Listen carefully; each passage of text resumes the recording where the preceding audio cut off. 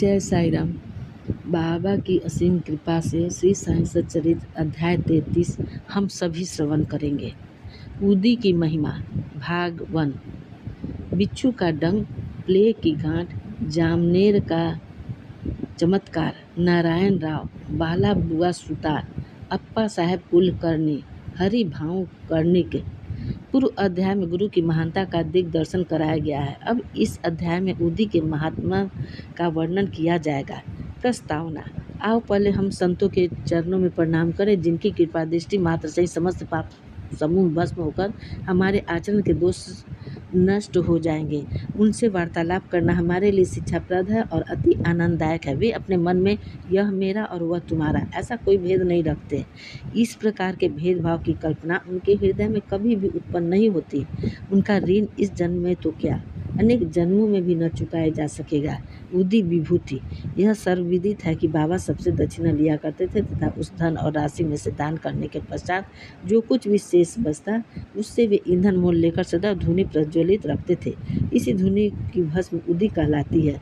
भक्तों के शिरडी से प्रस्थान करते समय यह भस्म मुक्त हस्त से उन सभी को वितरित कर दी जाती थी।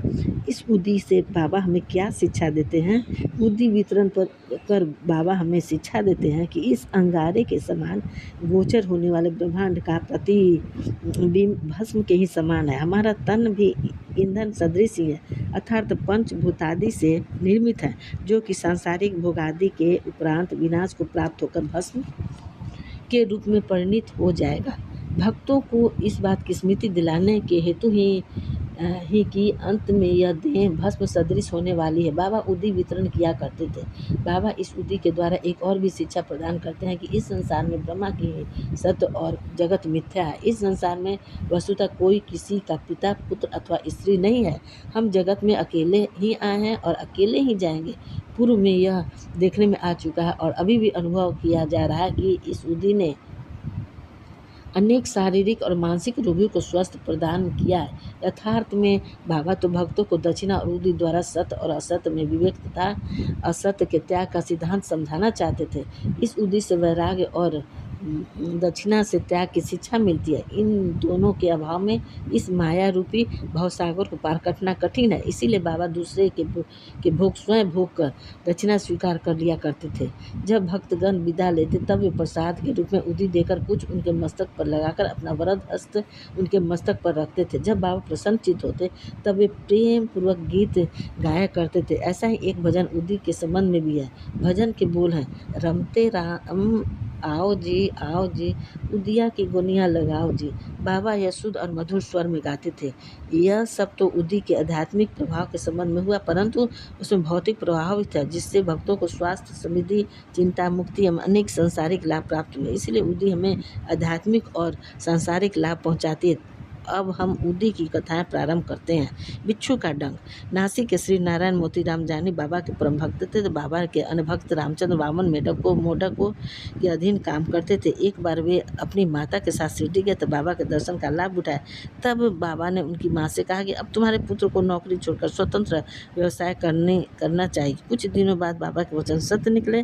नारायण जानी ने नौकरी छोड़कर एक उपहार गृह आनंदाश्रम चलाना प्रारंभ कर दिया, जो अच्छी तरह चलने लगा। एक बार नारायण राव के एक मित्र को बिच्छू ने काट लिया, जिससे उसे असहनीय पीड़ा होने लगी। ऐसे प्रसंगों में उदी तो रामबाण प्रसिद्ध की है, काटने के स्थान पर केवल उसे लगा ही तो देना है। नारायण ने उदी खोजी परंतु कहीं न मिल सकी। उन्होंने बाबा के चित्र के समक्ष खड़े होकर उसने सहायता की प्रार्थना की और उनका नाम लेते हुए उनके चित्र के सम्मुख जलती हुई अगरबत्ती में से एक चुटकी भस्म बाबा की उदी मानकर बिच्छू के डंक मारने के स्थान पर लेप कर दिया। वहाँ से उनके हाथ हटाते पीड़ा तुरंत मिट गई और दोनों अति प्रसन्न होकर चले गए। प्लेग की गांठ। एक समय एक भक्त बांद्रा में था। उसे वहाँ पता चला कि उसकी लड़की जो दूसरे स्थान पर है प्लेगग्रस्त है और उसे गिल्टी निकल आई है। उसके पास उस समय उदी नहीं थी, इसीलिए उन्होंने नाना चंदोरकर के पास उदी भेजने के लिए सूचना भेजी। नाना साहब ठाणे रेलवे स्टेशन के समीप रास्ते में थे। जब उनके पास यह सूचना भेजी, नाना साहब ठाणे रेलवे स्टेशन के समीप रास्ते में थे।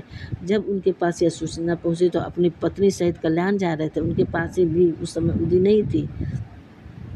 इसलिए उन्होंने सड़क पर से कुछ धूल उठाई और श्री साईं बाबा का ध्यान कर उसने सहायता की प्रार्थना की तथा उस धूल को अपनी पत्नी के मस्तक पर लगा दिया।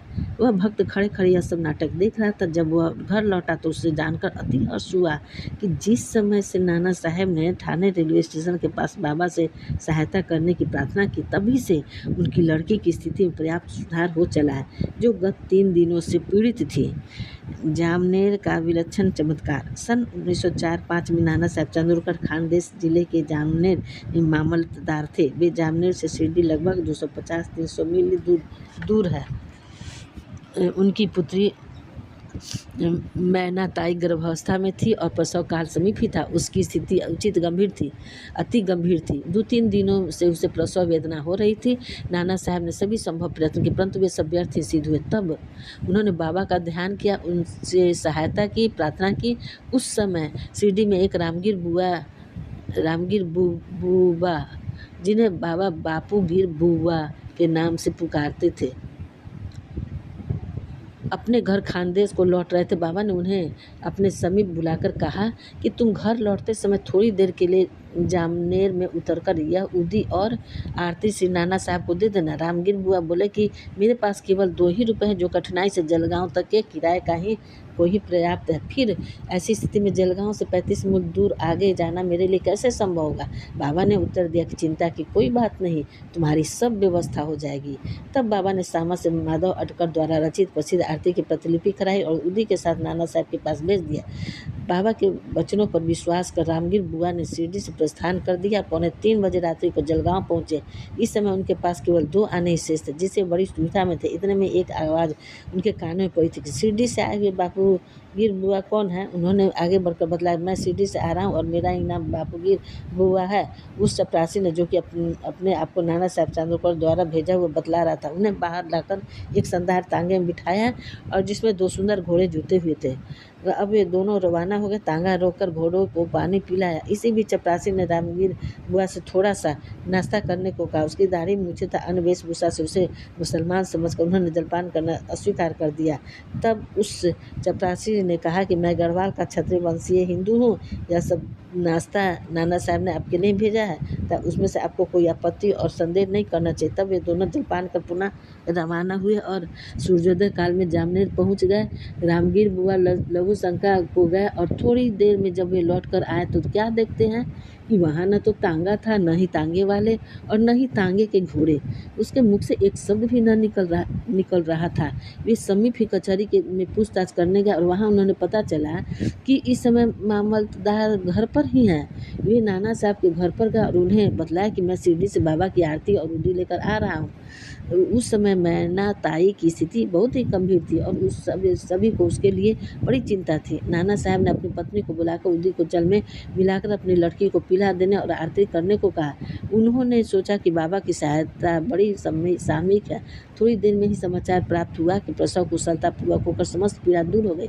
जब रामगीर बुआ नाना साहब को चपरासी, तांगा और जलपान आदि रेलवे स्टेशन पर भेजने के लिए धन्यवाद दिया तो नाना साहब को यह सुनकर महान आश्चर्य हुआ और वे कहने लगे कि मैंने तो कोई तांगा न चपरासी ही भेजा था और न ही मुझे शिरडी से आपके पधारने की कोई पूर्व सूचना ही थी। ठाणे के सेवानिवृत्त CCBV ने नाना साहब चांदोरकर के पुत्र बापू साहब चांदोरकर और शिरडी के रामगीर बुआ से इस संबंध में बड़ी पूछताछ की और फिर संतुष्ट होकर श्री साईं लीला पत्रिका भाग 13 नंबर 11, 12, 13 में गद और पद में एक सुंदर रचना प्रकाशित की थी। श्री B.V. नरसिंह स्वामी ने भी मैनाताई भाग 5 पृष्ठ 14, बापू साहब चांदोरकर भाग 20 पृष्ठ 50 और 3 रामगीर बुआ भाग 27-83 के कथन के लिए, जो कि क्रमशः 1 जून 1936, 16 सितंबर 1936 और 1 दिसंबर 1933 को छपे हैं और ये सब उन्होंने अपनी पुस्तक भक्तों के अनुभव भाग 3 में प्रकाशित किए हैं। निम्नलिखित प्रसंग रामगीर बुआ के कथानुसार उद्धृत है। एक दिन मुझे बाबा ने अपने समीप बुलाकर एक उदी की पुड़िया और एक आरती की प्रतिलिपि देकर आज्ञा दी कि जामनेर जा और यह आरती तथा उदी नाना साहब को दे दो। मैंने बाबा को बतलाया कि मेरे पास केवल 2 ही रुपए हैं, जो कि कोपर गाँव से जलगाँव जाने और फिर से वहाँ बैलगाड़ी द्वारा जामने जाने के लिए अपर्याप्त है। बाबा ने कहा, अल्लाह देगा। शुक्रवार का दिन था। मैं शीघ्र ही रवाना हो गया। मैं मनमाड 6:30 बजे सायंकाल और जलगाँव रात्रि को 2:45 पर पहुँचा। उस समय प्लेग निवारक आदेश जारी था, जिससे मुझे असुविधा हुई और मैं सोच रहा था कि कैसे जामनेर पहुँचूँ। रात्रि को 3 बजे एक चपरासी आया, जो पैर में बूट पहने था, सिर पर पगड़ी बांधे व अन्य पोशाक में पहने था। उसने मुझे तांगे में बैठा लिया और तांगा चल पड़ा। मैं उस समय भयभीत सा हो रहा था। मार्ग में पहुर के समीप मैंने जलपान किया। जब प्रातःकाल जामनेर पहुंचा, तब उसी समय मुझे लघु शंका करने की इच्छा हुई। जब मैं लौट कर आया, तब देखा कि वहाँ कुछ भी नहीं है। तांगा और तांगे वाले अदृश्य हैं। नारायण राव, भक्त नारायण राव को बाबा ने के दर्शनों का 3 बार सौभाग्य प्राप्त हुआ। सन 1918 में बाबा के महासमाधि लेने के 3 वर्ष पश्चात वे शिरडी जाना चाहते थे, परंतु किसी कारणवश उनका जाना न हो सका। बाबा के समाधिस्थ होने के 1 वर्ष के भीतर बाबा का ध्यान करना प्रारंभ कर दिया। एक रात को उन्हें स्वप्न हुआ, बाबा एक गुफा से आते हुए दिखाई पड़े और सांत्वना देकर कहने लगे कि घबराओ नहीं, तुम्हें कल से आराम हो जाएगा और 1 सप्ताह में ही चलने फिरने लगोगे। ठीक उतने ही समय में नारायण राव स्वस्थ हो गए। अब यह प्रश्न विचारणीय है कि क्या बाबा देहधारी होने से जीवित कहलाते थे और क्या उन्होंने देह त्याग दी इसलिए मृत हो गए? नहीं, बाबा अमर हैं, क्योंकि वे जीवन और मृत्यु से परे हैं। एक बार भी अन्य भाव से जो उनकी शरण में जाता है, वह कहीं भी हो, उसे वे सहायता पहुंचाते हैं। वे तो सदा हमारे साथ ही खड़े हैं और चाहे जैसा रूप लेकर भक्त के समक्ष प्रकट होकर उसकी इच्छा पूर्ण कर देते हैं। अप्पा साहब कुलकर्णी, सन 1997 में अप्पा साहब कुलकर्णी के शुभ दिन आए। उनका ठाणे को स्थानांतरण हो गया। उन्होंने बाला साहब भाटे द्वारा प्राप्त बाबा के चित्र का पूजन करना प्रारंभ कर दिया। उन्होंने सच्चे हृदय से पूजा की। वे हर दिन फूल, चंदन, नैवेद्य बाबा को सब अर्पित करते, उनके दर्शनों को बड़ी अभिलाषा रखते थे। इस संबंध में इतना तो कहा जा सकता है कि भावपूर्वक बाबा के चित्र को देखना ही बाबा के प्रत्यक्ष दर्शन के सदृश है। नीचे लिखी कथा से यह बात स्पष्ट हो जाती है। बाला बुआ सुतार, बम्बई में एक बाला बुआ नाम के एक संत थे, जो कि अपनी भक्ति, भजन और आचरण के कारण आधुनिक तुकाराम के नाम से विख्यात थे। सन 1917 में शिरडी आए। जब उन्होंने बाबा को प्रणाम किया तो बाबा कहने लगे कि मैं तो इन्हें 4 वर्षों से जानता हूँ। बाला बुआ को आश्चर्य हुआ और उन्होंने सोचा कि मैं तो प्रथम बार ही शिरडी आया हूँ, फिर यह कैसे संभव हो सकता है। गहन चिंतन करने पर उन्होंने बाबा के शब्दों का यथार्थ का बोध हुआ और वे मन ही मन कहने लगे कि संत कितने सर्वव्यापक और सर्वज्ञानी होते हैं। अपने भक्तों के प्रति उनके हृदय में कितनी दया होती है। मैंने तो केवल उनके चित्र को ही नमस्कार किया था, तो भी यह घटना उनको ज्ञात हो गई। इसलिए उन्होंने मुझे इस बात का अनुभव कराया है कि उनके चित्र को देखना ही उनके दर्शन करने की सदृश है। अब हम अप्पा साहब की कथा पर आते हैं। जब वे ठाणे में थे तो उन्हें भिवंडी दौरे पर जाना पड़ा, जहां से उन्हें 1 सप्ताह में लौटना संभव न था। उनकी अनुपस्थिति में तीसरे दिन उनके घर में निम्नलिखित विचित्र घटना हुई। दोपहर के समय अप्पा साहब के घर पर एक फकीर आया, जिसकी आकृति बाबा के चित्र से ही मिलती जुलती थी। श्रीमती कुलकर्णी तथा उसके बच्चों ने उन्हें पूछा कि आप शिरडी के श्री साईं बाबा तो नहीं हैं? इस पर उत्तर मिला कि वे तो साईं बाबा के आज्ञाकारी सेवक हैं और उसकी आज्ञा से ही आप लोगों की कुशल क्षेम पूछने यहाँ आए। फकीर ने दक्षिणा मांगी। श्रीमती कुलकर्णी ने उन्हें 1 रुपया भेंट किया। तब फकीर ने उन्हें उदी की 1 पुड़िया देते हुए कहा कि इसे अपने पूजन के चित्र में रखो। इतना कहकर वो वहाँ से चला गया। अब बाबा की अद्भुत लीला सुनिए। भिवंडी में अप्पा साहब का घोड़ा बीमार हो गया और जिससे वे दौरे पर आगे न जा सका। तब उसी शाम वे घर लौट आए। घर आने पर उन्हें पत्नी के द्वारा फकीर के आगमन का समाचार प्राप्त हुआ। उन्हें मन में थोड़ी अशांति सी हुई कि मैं फकीर के दर्शनों से वंचित रह गया। पत्नी द्वारा केवल 1 रुपया दक्षिणा देना उन्हें अच्छा न लगा। वे कहने लगे कि यदि मैं उपस्थित होता, 10 रुपये से कम न देता। तब वे भूखे ही फकीर की खोज में निकल पड़े। उन्होंने मस्जिद कई स्थानों पर खोज की, परंतु उनकी खोज व्यर्थ ही सिद्ध हुई। पाठक अध्याय 32 में कहे गए बाबा के वचनों का स्मरण करें कि भूखे पेट ईश्वर की खोज नहीं करनी चाहिए। अप्पा साहब को शिक्षा मिल गई। भोजन के उपरांत जब अपने मित्र चित्रे के साथ घूमने को निकले, तब थोड़ी ही दूर जाने पर उन्हें सामने से एक फकीर द्रुत गति से आता हुआ दिखाई पड़ा। अप्पा साहब ने सोचा कि यह तो वही फकीर प्रतीत होता है जो मेरे घर पर आया था। उसकी छवि भी बाबा के चित्र के अनुरूप ही थी। फकीर ने तुरंत ही बढ़ाकर दक्षिणा मांगी। अप्पा साहब ने उन्हें 1 रुपया दे दिया। तब वह और मांगने लगा। अब अप्पा साहब ने 2 रुपये दिए, तब भी उसे संतोष न हुआ। उन्होंने अपने मित्र चित्र से 3 रुपये उधार लेकर दिए।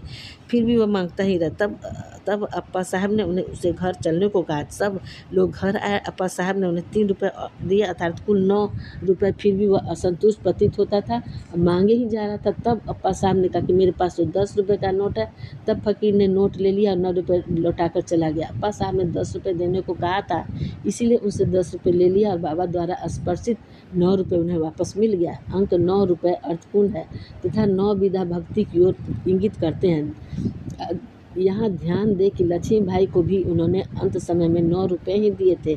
उदी की पुड़िया खोलने पर अप्पा साहब ने देखा कि उसमें फूल के पत्ते और अच्छा था। जब वे कालांतर में शिरडी गए थे तो उन्हें बाबा ने अपना एक केस भी दिया था। उन्होंने उदी और केस को एक ताबीज़ में रख उसे वे सदैव हाथ पर बांधते थे। अब अप्पा साहब को उदी की शक्ति विदित हो चुकी थी।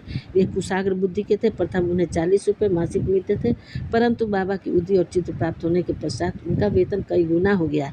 तब उन्हें मान और यश भी मिला। इन अस्थायी आकर्षणों के अतिरिक्त उनकी आध्यात्मिक प्रगति भी शीघ्रता से होने लगी। इसीलिए सौभाग्यवश जिनके पास उदी है उन्हें स्नान करने के पश्चात मस्तक पर धारण करना चाहिए और कुछ जल में मिलाकर तीर्थ की तरह ग्रहण करनी चाहिए। हरिभाव कर्णिक सन 1917 में गुरु पूर्णिमा के शुभ दिन डहाणू जिले ठाणे के हरिभाव कार्णिक शिरडी आए। तब उन्होंने बाबा का यथाविधि पूजन किया। उन्होंने वस्तुएं और दक्षिणा आदि भेंट कर सामा के द्वारा बाबा से लौटने की आज्ञा प्राप्त की। वे मस्जिद की सीढ़ियों से उतरे ही थे कि उन्हें विचार आया कि बाबा को 1 रुपया अर्पण करना चाहिए। वे सामा को संकेत से सूचना देना चाहते थे कि बाबा से जाने की आज्ञा प्राप्त नहीं हो चुकी है, इसलिए मैं वापस लौटना नहीं चाहता। परंतु सामा का ध्यान उनकी ओर नहीं गया, इसलिए वे घर को चल पड़े। मार्ग में वे नासिक में श्री कालाराम के मंदिर में दर्शन को गए। संत नरसिंह महाराज, जो कि मंदिर के मुख्य द्वार के भीतर बैठा करते थे,